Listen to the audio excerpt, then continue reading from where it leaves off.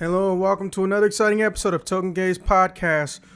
Fuck you, coronavirus. You're trying to kill Smash Bros. Now we got DLC character delays. Ain't that about a motherfucking bitch? I'm mad. I'm your host and sometimes referee, Zach Stat Pearson, and I'm also joined by the officer fighting on the front lines of trying to fuck up Corona by staying indoors, a one Officer 9001. Yep, just gotta avoid this coronavirus. Hopefully it'll blow over by May. May, Jesus Christ. Fuck. Long way away. Alright, topic 1. Gamestop seems to be the only major entertainment seller that refuses to close down for any reason whatsoever, and have lied about providing cleaning materials for their stores. How should we handle this situation? Should the government step in or consumers do something? Topic 2. Teppen, the card game by Capcom, features a unique system of allowing the consumer to make any card you want instead of having to gamble for them in a gacha system. However, they have not utilized this system in any other title with gambling simulation. Should they, or was it avoided for a different reason? Topic 3. Just before shutdown, box office numbers hit their lowest point. To combat this, Universal Studios is releasing their newest movies on demand for a rental price of $20 for a 48-hour period. Do you think other movie studios should follow suit or wait until this whole thing blows over? And our final topic, millions of people are now stuck in their homes for weeks, and many of them are going to turn to gaming or watching esports. And that's very presumptuous. With so many other entertainment industries shut down, this is a big opportunity for gaming to explode to bigger levels than ever. How do you think this huge boost in popularity will affect the gaming industry? And go ahead and knock those out while I fix topic 2. Alrighty. Well, topic 1. First off, fuck you, GameStop. Fuck you for doing that stupid shit. At this point, yeah, both consumers and the government should step in. The government should lay the smackdown for them boldly trying to think that they are a essential service when there's plenty of other delivery services that can just deliver your game to you, like, I don't know, Amazon. And they're trying to say, oh, we're going to stay open, and we're going to continue treating our employees just as shitty as we have in the past. Yeah, no, fuck you, GameStop. No one should be going there during this big coronavirus shutdown from all over the place. And the government should step in and tell them or force them to, close the doors.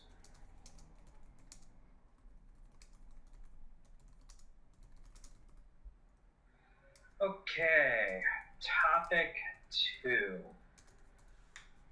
I think it's pretty obvious why they haven't done it in other things. Because that would take away from the gacha money. It'd be nice if they did incorporate that into other games and made it where, maybe through gameplay you earn, a choice of, okay, so you can get these things. Which one of these things you're going to get? Okay, I'll get this. It'd be nice if they did that, but they're not going to, because gacha money. But yes, they should, but they're not going to.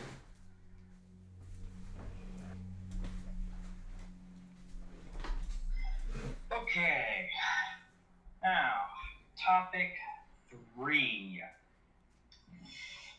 I think, at least for movies that they were planning to release, between now and maybe early parts of May, possibly even up to mid-May, depending how much further, or if the various shutdowns get enforced for longer, I think it would probably be a decent idea for some of these other studios to follow Universal's lead on this.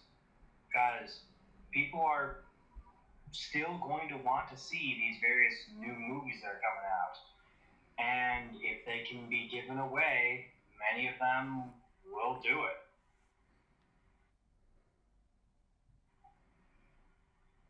because I don't think, at least, I think they should do this for movies that they were already planning to release rather than delay them because it's kind of an established thing.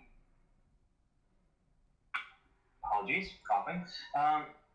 There are certain times, at least throughout the spring, certain weekends that are really big for movies, if I'm not mistaken on that. And to miss out on that, I don't think these studios will want to do that. So yeah, I think following Universal Studios' lead on this is a decent idea.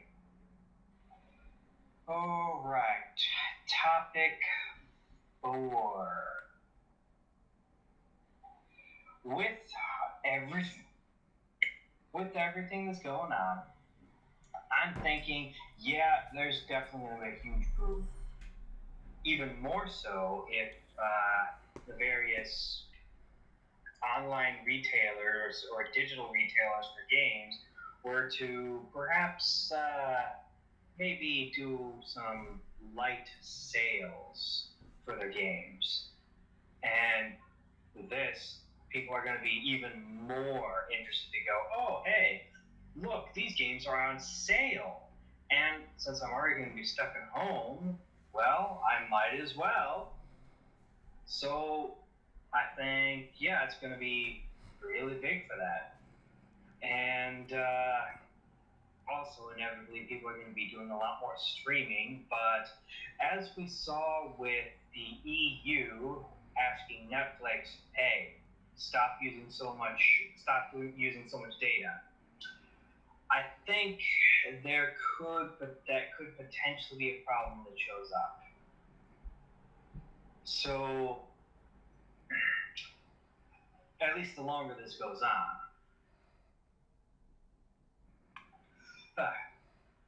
So yeah, I'm thinking if should this go on for say even just past mid-April, there's definitely going to be a substantial increase in people playing video games. To be honest, there already has been from what I'm hearing from various YouTubers reporting on this kind of stuff that various games on Steam have hit like some of them are even breaking record numbers of The Witcher players 3. playing. So yeah, without a doubt, this is definitely having an effect on things, and it could potentially also lead to more long-term profit as more people are getting into video games. But that's mostly a thing that can only really be measured after the fact, not really during. So hard to say, really.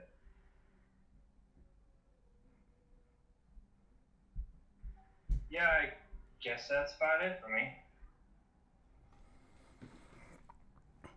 Okay, as far as I'm concerned, um, first off, GameStop doesn't have an excuse. The but we might not be able to recover is not an excuse because first off, that's your whole fucking career. Your whole fucking career is, but we might not be able to recover. You've been in, but might not be able to recover mode for close to, what is it, 6-7 years now? Your own employees, even when you were in the upswing, didn't even like the idea of going into management sometimes. They didn't. And they would openly say that to me, even if it weren't employees that, I personally knew. They would literally say to me, fuck management. I wasn't taken aback by the fact that someone said this. I'm a grown ass man. You curse, you gonna curse. But the fact that he said it in the store while he's on duty in uniform, well, GameStop uniform, blew me away. So rest assured, believe me when I tell you, he told me some horror stories. Now, that aside, topic 2. All right, Capcom. I think the only reason that Teppen is made inherently different is because Capcom gave the licensing to Gung Ho to make the damn game. And Gung Ho decided on that format. Because a lot of countries are starting to catch wind of shit. But I think if Capcom had made that game 100%, they would have did it just like that Onimusha mobile game they did. It would have been nothing but microtransaction, gambling, microtransaction, gambling. And of course, them trying to call it a simulation and whatnot. We know how they are. But see, here's the thing. I fucking am disgusted by any attempt to lie to a consumer. Because these companies that do this gambling shit, they're not doing it because they think they're not going to get in trouble.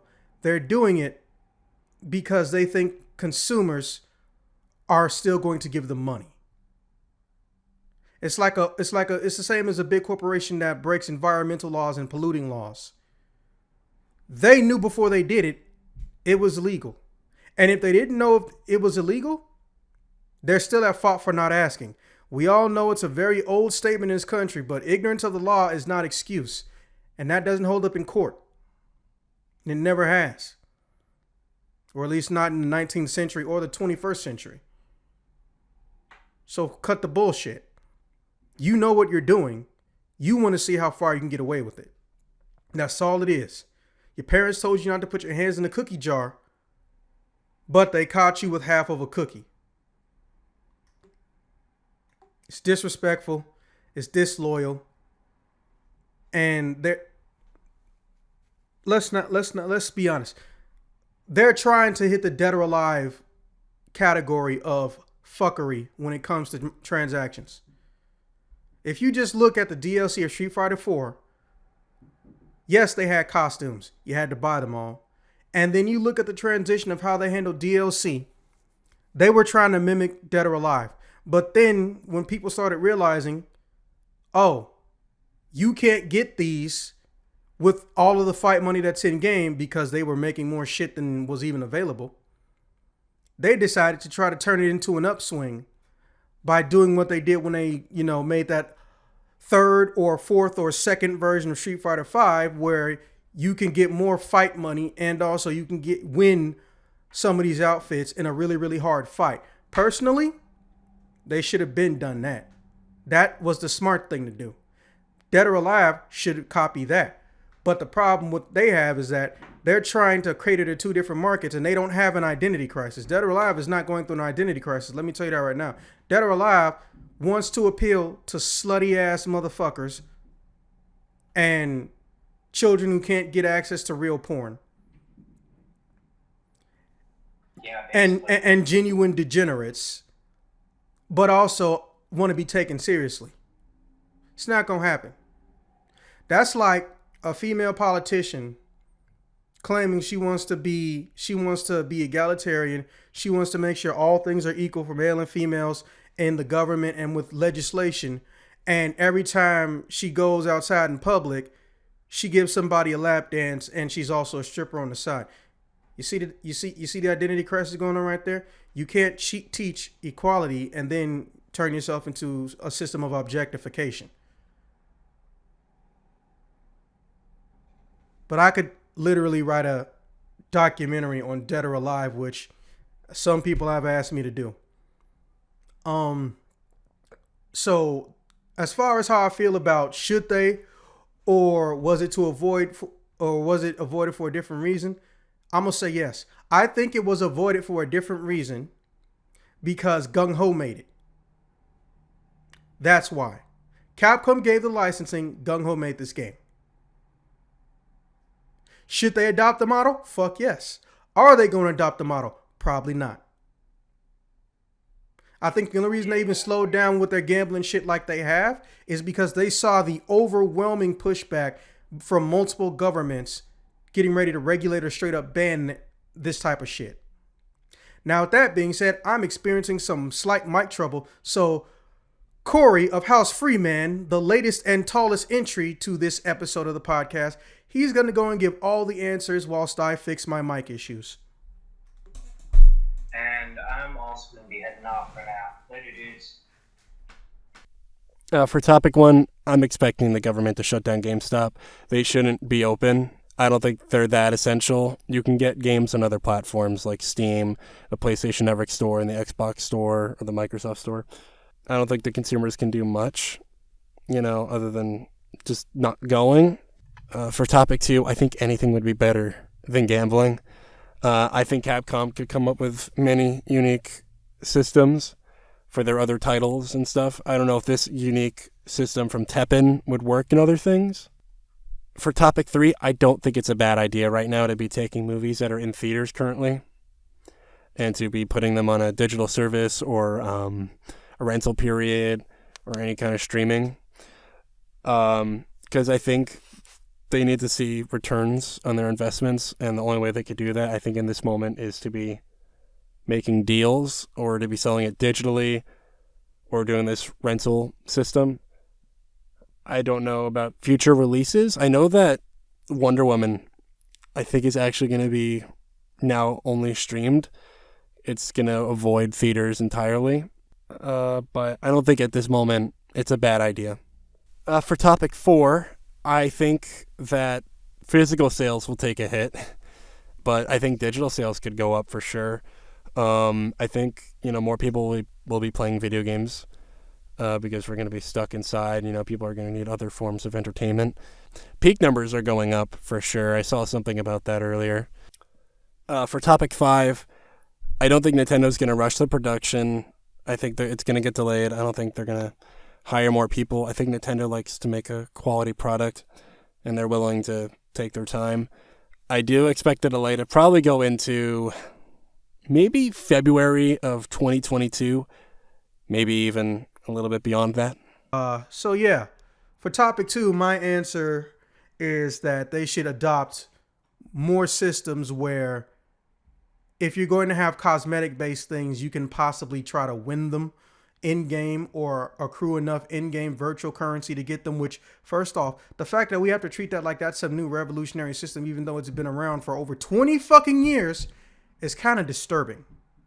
But maybe that's just me.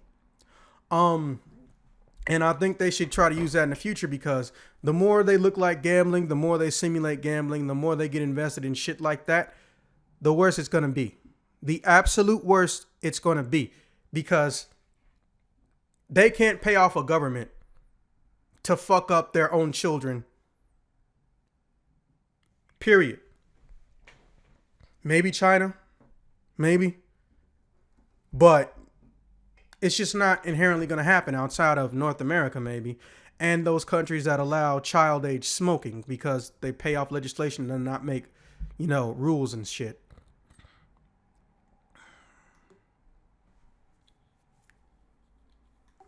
All right, topic three.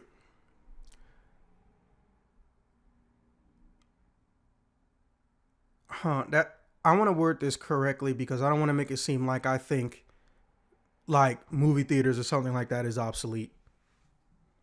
Also, if you think movie theaters are obsolete, you are a very delusional person. You may not be a terrible person, but you're very delusional if you think movie theaters are obsolete. I'm just going to say that right now. I'm sorry if I'm indirectly hurting your feelings, but no, you straight delusional. Okay, so in the case of topic three, I don't think more studios should do like Universal. If anything, I think Universal should make some type of software that allows you to download and watch versus stream. Because as we've already noted, the European Union has asked various companies, but primarily Netflix, to, bottle or bottleneck, a common term used to slow down internet speed usage or internet bandwidth usage, because too many people are streaming right now. And that's one of the things I've always said. Streaming is not something that exists in a vacuum. Streaming is just basically riding a bubble. But the thing about it is that I get that the streaming companies, the 100% streamers, they have to maintain that bubble. Otherwise, they just fucking can't function. Or they have to severely downgrade everything around them, even their possible services, which, is basically like handing a ball to the fucking your enemy / opponent in any type of game where, giving them a ball is a bad idea, which is like all of them, I think. And it's a very simple reasoning. See, if you get a 48-hour ability to stream something, there's no guarantee you're just going to stream it once. Or let's say everyone primarily only streams it once. 90% of people stream it once. What if they stream it in 4K, 120 hertz, 2040 hertz, or they just stream it in the highest possible quality? Then you're still having the same issue as with Netflix. If they make some type of downloading only agent and they go and they take care of this shit, that way it's way, way better. It's better for everybody. Because if the EU is warning about breaking the internet, not that bullshit Kardashian crap, literal breaking of the internet, bringing it down to a screeching halt and shit, we can't have that. We're on the cusp of having multiple vaccines for COVID-19, aka Corona herp, being mass distributed. And we're also in a position where health organizations need to be in contact with each other and need to be in contact with government on a federal level to make sure we can keep track of these things.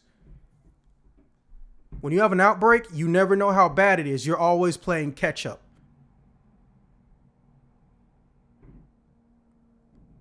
So yeah, that's what I think needs to be done, because even though downloads take up bandwidth too, Zax, blah, blah, blah, like I don't fucking know that, it's less painful. Because if I only got enough money to download a movie a day or a bundle of movies, once that download's done, that's it. Then I got to watch the movies. And the more in the bundle, the more time I'm spending not doing something else on the internet. I feel like that's more efficient. But Universal, obviously, this is a knee-jerk, chaotic situation. So, all bullshit aside, I think that's the best way. Now, as far as topic 4, not to rain on anyone's parade once he hears this or if he listens to this, but no, millions of people are not going to turn to esports. Esports is something that is streamed. Esports is very exclusionary. It genuinely only highlights three types of video game genres. And some people may find them boring. But also, esports requires bandwidth. The people watching at home, the people in the broadcasting stations, all that shit. That would actually exacerbate this problem and make it fucking worse.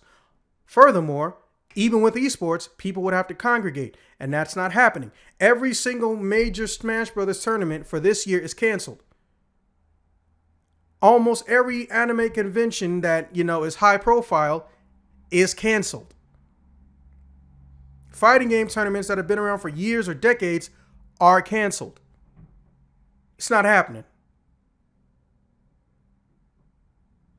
This is not a big opportunity for the gaming industry to explode to bigger levels. First and foremost, a random stranger would have to go out and buy a console. Then they would have to buy a game on top of that and possibly an optional storage device. Once they see what game they're into, they would have to specifically find out if there's an esports scene for it. And there probably won't be. So if there's not an e-league for it, that means they're pretty much resorting to using Discord, social media, and YouTube to look up information or interesting things about it.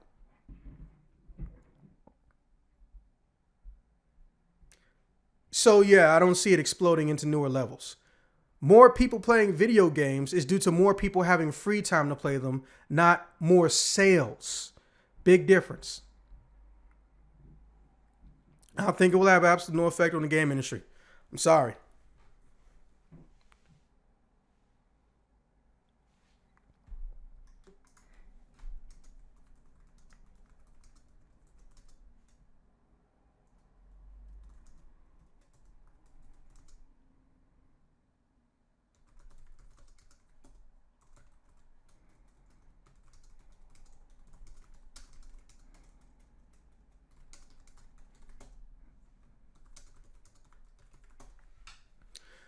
Okay, now that being said, I'm just gonna add this final topic, just because, well, it's a very, very, very new situation. And Corey, feel free to answer this one as well. And I'm gonna write it for the rest of the people who are gonna record this week to see it too. Okay, and let me go ahead and answer that one right now, since I'm here right now. All right. I think that given how dangerous Masahiro Sakurai likes to live, or rather, stupid he likes to treat his health, I'm under the impression that, holy shit, literally, he's just going to rush shit out. In fact, I think while he's at home, I think instead of spending time with his wife and loved ones, he's going to be working on this fucking game's characters. I really do think that. I don't trust this man with his own health.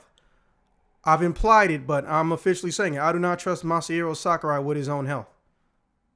I think that the characters are going to come out possibly 2 at a time, but the rest of them will meet whatever internal deadline or timeline that they have, or get really close to it, because obviously Nintendo has no problem spending money on Smash Bros. They can hire more people to help out. However, I don't think they should do that. I think they should still take their time, not rush anything and risk health and mental states and, physical stabilities. But again, Masahiro Sakurai thinks it's a joke to basically fuck his own health up and still work. So I'm not sure what I can say that's going to affect any of this. It's unfortunate. Okay, now with that being said, we've already heard from 2 of our guests. We're going to move into some other ones, or I'm going to immediately upload this to YouTube. All right. See you around.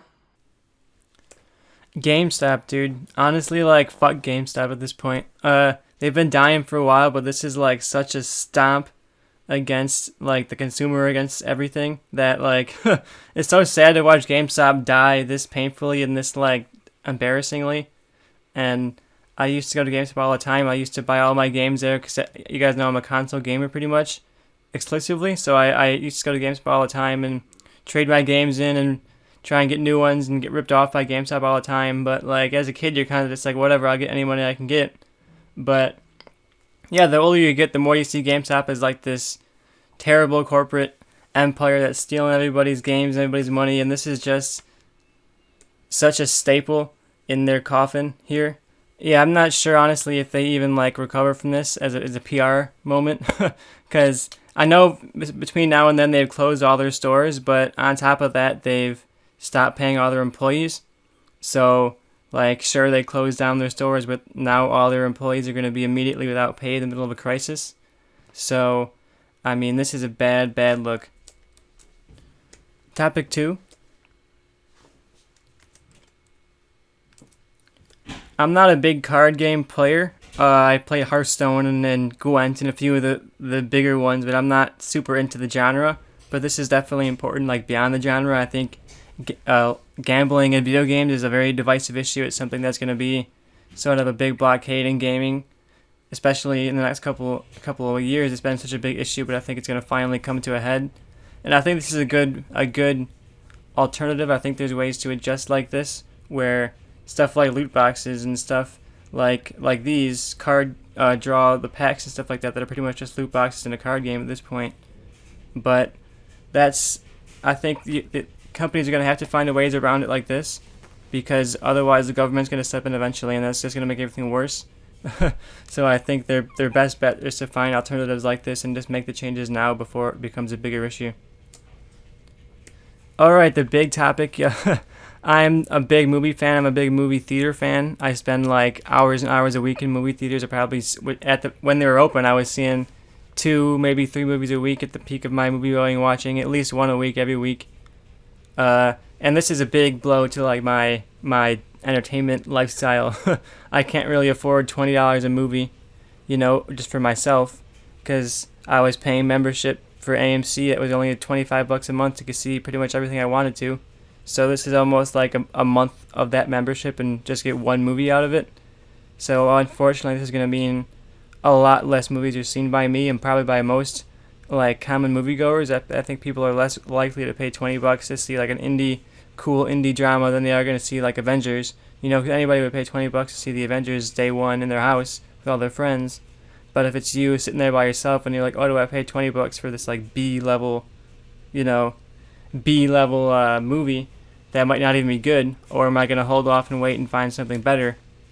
I definitely don't think that studios should follow this route. I think it's going to sink indie movies. I think it's going to sink anything that's not a big blockbuster. And I think it's going to make single moviegoers like me not see them as much. But I do think that this is a great deal for couples, for families, for people who weren't going to the movies because they didn't want to pay that big price for every single individual person. And now if you can just pay $20 for like your whole family unit to see a movie, that's like an incredible deal. And I just hope that they can figure out a system to better account for people like me and for people like the like couples or something like that, high school students, people who are young and don't have the money to pay $20 for every single movie. But as of right now, there's not much of an alternative. So I think I'm just kind of hoping that they can bring theaters back and keep them alive at this point. 1 second, sorry, I had a phone call interrupt me. Topic 5. Topic 4. Everybody, myself included, is stuck here, and I'm definitely trying to use this time to game a lot more. I've kind of been slacking on games because, like I said, I've been in the theaters all the time, and that's kind of become my new big hobby now that I'm in California. And since I'm shut down, and since everything else is shut down, and California is just about as good as anything else because we're all just in our houses now, I'm trying to get back into gaming. I'm trying to fill in a lot of the gaps I missed for the last like year that I wasn't playing. You know, I'm trying to play some of the classics like God of War that I didn't get to play on back in the day. I'm just trying to fill in a lot of my blank spots here.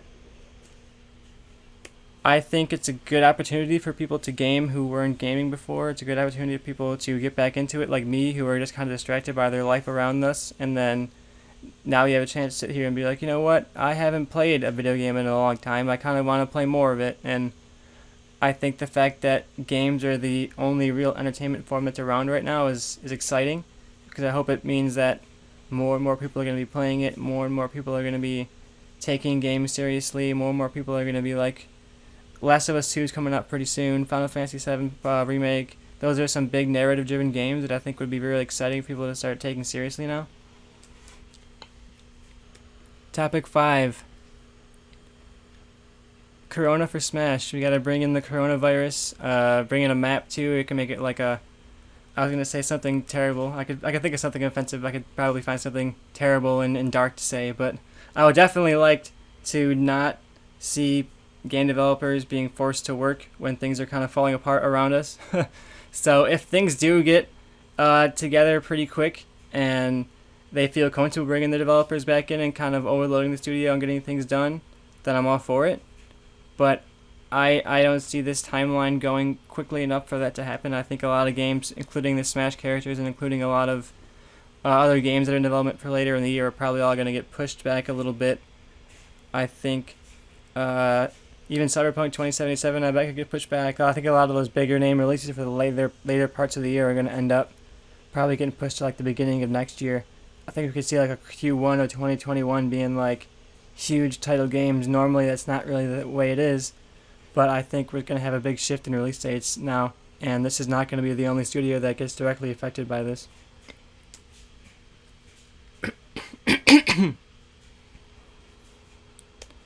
Thanks for listening, guys. My name is Tristan. You can find my website at tristanmayermedia.com. I'll be doing reviews for TV shows, movies on there. I'm trying to get it up and rebranded now that I have extra time on my hands, but I've also been a little sick, so I've been locked away in my house for a few days here, just kind of getting my supplies together and getting myself together. Thanks for listening. Hopefully, guys, I'll see you there.